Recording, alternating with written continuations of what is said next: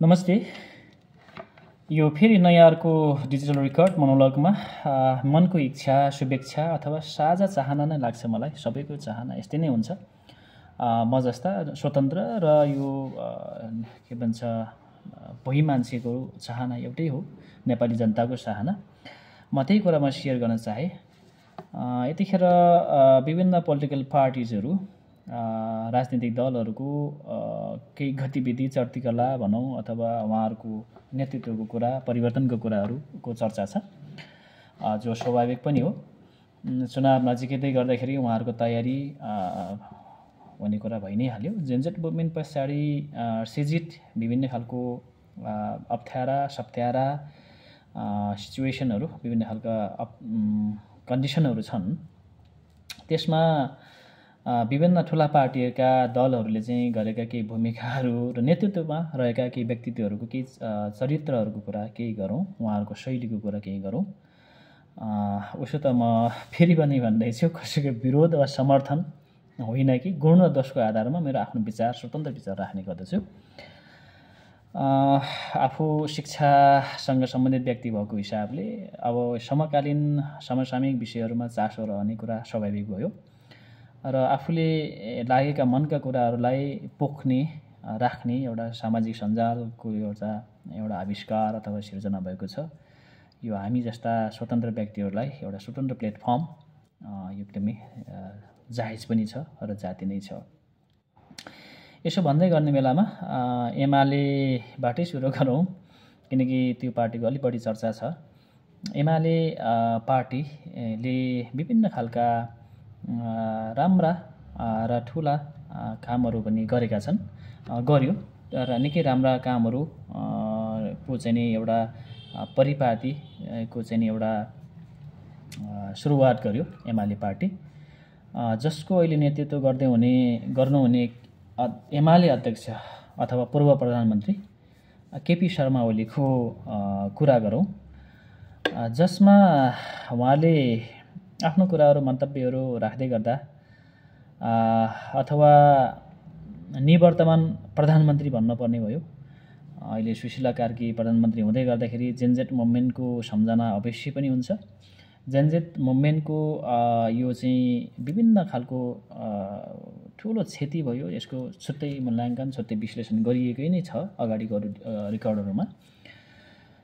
तर यति धेरै हुँदाखेरि पनि, क्षति हुँदै गर्दाखेरि पनि यत्रो आमूल परिवर्तनको चाहना अथवा यो वेग अथवा भेल आउँदै गर्दाखेरि पनि केपी शर्मा ओलीको एउटा जो आत्मबल भनौँ, आत्मविश्वास भनौँ, अथवा उहाँलाई हामीले जनमानसले अथवा सम्पूर्णले चाहिँ भनेको यो घमण्ड, ढङढङी अथवा यो चाहिँ नि उहाँको यो अहम, यो सबै कुरा चाहिँ बडो गजबको लाग्दछ।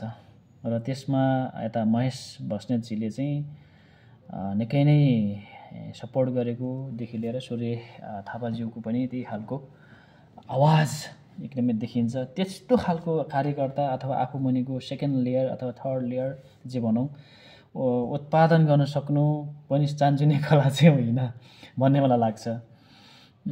तथापि एमाले भित्रै पनि केही के भन्छ कार्यकर्ता अथवा नेताहरू, सेकेन्ड लेयर थर्ड लेयरका नेताहरूले यसलाई चाहिँ समीक्षा गरेको, सही तरिकाले चाहिँ यसलाई मूल्याङ्कन गरेको पनि महसुस हुन्छ।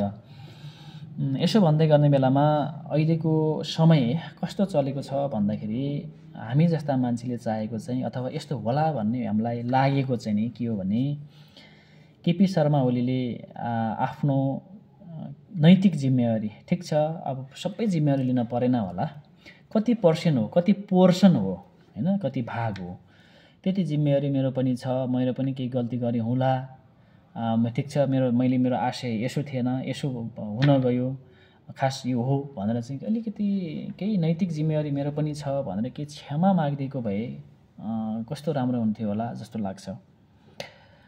तथापि उहाँको आफ्नै मूल्याङ्कन होला, एउटा पाको मान्छे, होइन, त्यो खालको चाहिँ नि एउटा अहम नै भन्छौँ म आफूले पर्सनली चाहिँ त्यो अलिक बढी नै भयो कि भन्ने मेरो बुझाइ हो। फेरि एमालेका साथीहरूले चाहिँ अलि फेरि बढी तितो के भन्छ आरोप लगाउने अथवा मुखै छोडिहाल्ने पनि अवस्था हुनसक्छ। हामी त्यस्तो खालको मान्छे होइन है हजुर। त्यसै गरिकन यता नेपाली कङ्ग्रेसको कुरा गरौँ। नेपाली कङ्ग्रेसको कुरा गर्दाखेरि यता शेरबहादुर यता गगन थापाको कुरा गरौँ। शेरबहादुर देउवाले अहिले कार्यवाहकहरूलाई नै दिएर केही अधिकार भनौँ न आफ्नो चाहिँ नि जिम्मेवारीबाट अलिकति विश्राम गरेको, जस कि नयाँपन अथवा यो समयको मागलाई बुझ्न सकेको खोजेको ढिलै भए पनि, हुन त उहाँ हस्पिटलाइज हुनुहुन्थ्यो, ढिलै पनि बुझ्न खोजेको भन्ने मेरो बुझाइ छ। यसमा मलाई मन परेको कुरा चाहिँ गगन थापाको म अन्धभक्तको पनि होइन, म कुनै समर्थन वा त विरोध के पनि जरुरी छैन, मेरो गुण र दोषको आधारमा आफ्नो समीक्षा रहन्छ।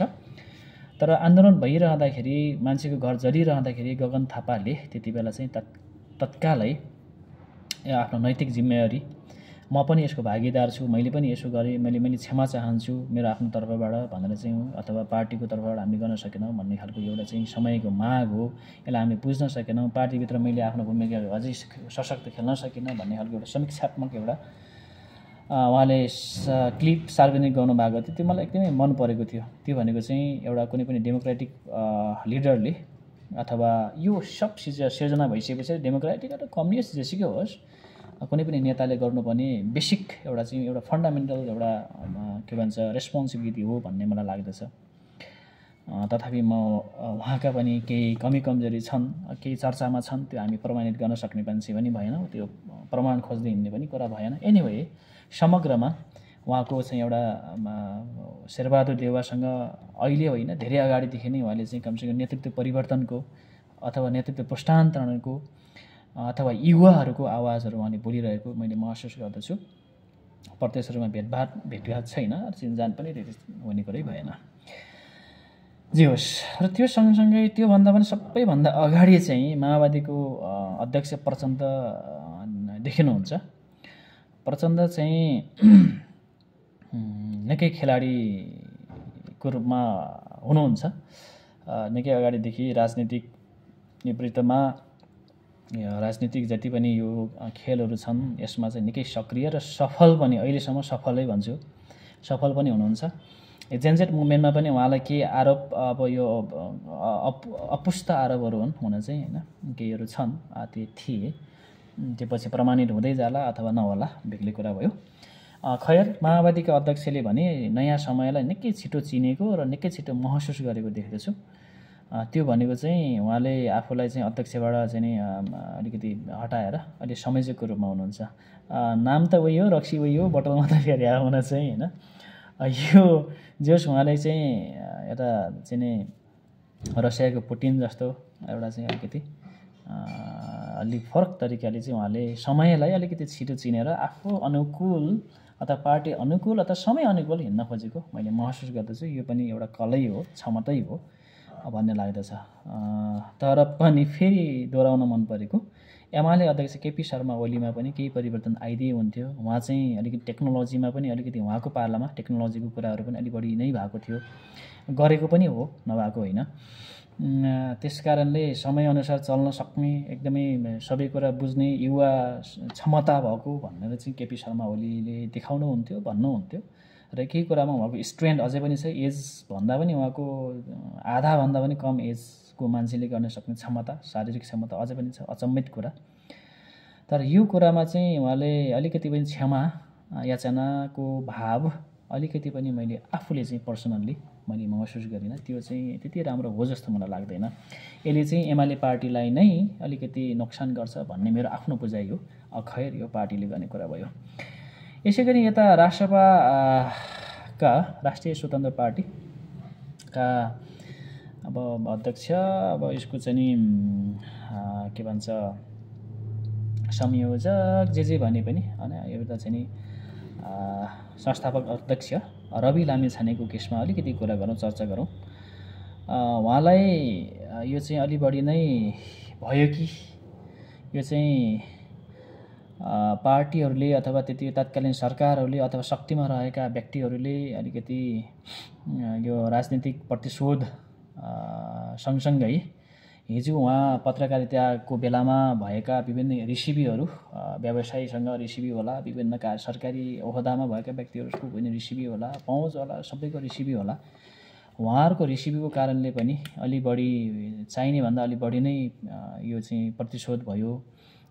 सेम केसमा अरूलाई अन्य आँखाले हेर्ने र उहाँलाई फरक आँखाले हेर्ने अलिकति यो भएन भन्ने खालको कुराहरू छन्।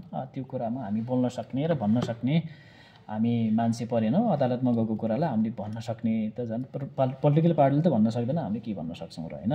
खैर, मलाई लागेको कुरा के हो भने, हुन त कता कता के सुनिन्छ भने जेनजेट मुभमेन्टमा एकदमै माहौल यो सोचेको भन्दा भयङ्कर अर्कै भइदियो माहौल। र त्यही माहौलमा केही प्रहरीहरूले पनि सहयोग गरेको भन्न सुन्नमा आएको छ अपुष्ट कुराहरू। त्यसै कारणले राष्ट्रपा पार्टीका केन्द्रीय नेताहरू पनि कारागारमै उपस्थित भइकन त्यहाँबाट वारहुर पारेर बालुवाटारमै रवि लामिछाने चाहिँ एउटा चाहिँ जेनजेट मुभमेन्टको माहौलमा युवाहरूको एकदमै रवि दाई हाई हाई भन्ने अवस्था भएको कारणले पनि अलि हाई एम्बिसन भयो कि उहाँलाई स्वतः चाहिँ नै सिधै प्रधानमन्त्री बनाउन सकिन्छ भन्ने खालको अलिकति दौड, अलिकति तयारी, अलिकति थियो कि भन्ने कुरा कहीँ चर्चामा छन्। तथापि यसमा हामी पनि बोल्न सक्ने कुरा भएन। तर मलाई पर्सनली लागेको कुरा के हो भने, कारागारमा आगो लाग्ने अवस्था भयो अथवा विभिन्न अब सर्वोच्च अदालत जलेको बेलामा सिंहदरबारै त्यस्तो चाहिँ नि आर्मीको ब्यारेक त्यहीँभित्र भएको अथवा आर्मीहरू त्यहीँभित्र त्यत्रो गुल्मा के भन्छ भएको अवस्थामा त सुरक्षित रहेन। राष्ट्र यो अनुसन्धान आयोगहरू पनि गए भनेदेखि चाहिँ कारागारमा पनि यो खालको चाहिँ समस्या आइसक्यो भन्ने पछाडि उत्पन्न परिस्थितिलाई अलिकति सहजीकरण गर्नको लागि अब पुलिसको सेटमा पनि त्यो खालको चाहिँ सर्कुलर भएको भन्ने कुरा छ र अडियो पनि सुन्नमा पाइन्छ। तथापि यदि रवि लामिछानेलाई मेरो आफ्नो पर्सनल सुझाव अथवा मेरो भन्नु चाहिँ के चाहिँ सुझाव त के भन्नु कामै सिद्धिसक्यो। यदि उहाँ एकदमै सर्वमान्य एउटा चाहिँ गजबको नेताको रूपमा उपस्थित हुनु थियो भनेदेखि चाहिँ नि उहाँ कारागारमै बस्दिएको भए अझ कति जाति हुने थियो।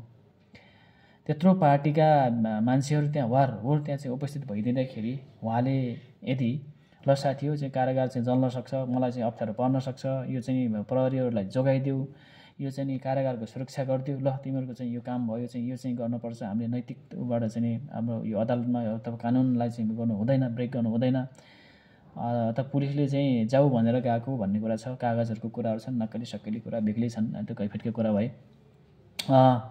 यसो हुँदाखेरि त्यसो पर्दैन, त्यसमा नातिनुहोस्, मेरो कार्यकर्ताहरू छन्, म यो चाहिँ तपाईँको यो जेलको चाहिँ म सुरक्षा गरिदिन्छु भनेर त्यो खालको नेतृत्व ल्याइदिएको भएदेखि चाहिँ साँच्चीकै कति राम्रो हुन्थ्यो होला, कति सुन्दर हुन्थ्यो होला भन्ने मलाई लाग्छ।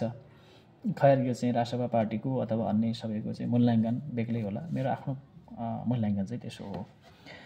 उहाँले चाहिँ सहकारीको केसमा मान्छेले अन्धाधुन्दा जति आरोप लगाएका छन्, यदि अस्तिको त्यो जेनजेटको मुभमेन्टमा यो म चाहिँ पार्टीका कार्यकर्ता साथीहरू, ल तपाईँ यति धेरैजना हुनुहुन्छ, तपाईँले यो यसको चाहिँ सुरक्षा गर्ने प्रहरीलाई सहयोग गर्नुहोस् र यसको चाहिँ सुरक्षामा चाहिँ तपाईँहरू खटिनुहोस्, म बाहिर जाँदिनँ भनिदिएको भए र त्यहाँ बसिदिनु भएको भए आहा आज चाहिँ साँच्चै राम्रो हुने थियो। हुन त अब नेताहरूमा अलिक खालको एम्बिसन हुन्छ र हुनु पनि पर्छ होइन। अब त्यो कुरा बारेमा अलिक फरकमा छलफल गरौँला। त्यो सँगसँगै अहिले चाहिँ खास हामी जस्ता मान्छेहरूले चाहेको चाहिँ हर्क साम्पाङ, गोपी हमाल, बालेन, यता चाहिँ कुलमान आदि जो चाहिँ हाम्रै अहिले इभन रवि पनि यो सबैजनाहरू चाहिँ एउटै छातामा, एउटै अम्ब्रेलामा एउटा चाहिँ आबद्ध भइकन र अहिलेको कुरा गर्दाखेरि अब यो हाम्रो चाहिँ निरज ढुङ्गाना पनि, जेनजेटको संयोजक निरज ढुङ्गाना जस्ताहरू पनि सबैजना एउटै अम्ब्रेलामा एउटा चाहिँ अटेर एउटै छातामुनि अट्न सक्ने माहौल भइदिएको भए एउटा सशक्त वैकल्पिक शक्ति, साँच्चीकै पारदर्शी, साँच्चीकै यो चाहिँ नि यो यो चाहिँ नि पार्टीलाई अथवा राजनीतिलाई चाहिँ एउटा कमाउ नीति अथवा कमाउने एउटा चाहिँ माध्यम नबनाइकन आफ्नो पेसा व्यवसाय गर्दै समाज सेवा हो राजनीति भन्ने धारणा भएका मान्छेहरू जो अहिले सक्सेसफुल नेतृत्वमा हुनुहुन्छ, जो धेरै चर्चामा पनि हुनुहुन्छ, उहाँहरूले चाहिँ एउटै अम्ब्रेलामा एउटैमा बसेर एउटा चाहिँ नयाँ वैकल्पिक शक्तिको चाहिँ नि बन्ने अवस्था भइदिएको भए कति जातीय हुने थियो। यता चाहिँ नि काङ्ग्रेस, एमाले, माओवादी लगायतका तीनटा ठुला दलहरूमा पनि पुष्टान्तरणको कुरा, के रूपान्तरणको कुरा, नयाँ युवा शक्तिहरू आइदिने र यता चाहिँ रासपा लगायत रासपा, राष्ट्रिय स्वतन्त्र के अरे यो के भन्छ श्रम संस्कृति पार्टीदेखि लिएर यावत सबैजना चाहिँ एकमुष्ट भएर एउटा शक्ति एउटा पार्टीमा आबद्ध हुने अवस्था भइदिए बल्ल गजबको एउटा चाहिँ नि यो वैकल्पिक शक्तिको सिर्जना हुने थियो। त्यसले हामी जस्ता जनतालाई साँच्चीकै फाइदा गर्ने थियो कि भन्ने मलाई लाग्दछ। होइन भनेदेखि त यो सबै चाहिँ नि मैले एउटा पार्टी खोल्ने, अर्कोले अर्को पार्टी खोल्ने, अर्को पार्टी हामी सबै नयाँ मान्छेले एउटा पार्टी खोल्ने भनेपछि त यसले हुनेवाला के पनि छैन। यसले झन् थप निराशा थप्छ हुनेछ, झन् चाहिँ नि यो के भन्छ अस्थिरता हुने मात्र हो भन्ने लाग्दछ। यो मनका कुराहरू हुन्, तसर्थ यसलाई कसैलाई समीक्षा कसैलाई आलोचना भन्दा पनि आफ्नो हिसाबको मनको कुरालाई यो सामाजिक सञ्जालमा पोख्न पाएँ भने पनि अलिकति हल्का हलुङ्गो हुन्छ। त्यस कारणले मैले सेयर गरेँ। मैले यति बोलेँ। हस् त, धन्यवाद, नमस्ते, थ्याङ्क यू।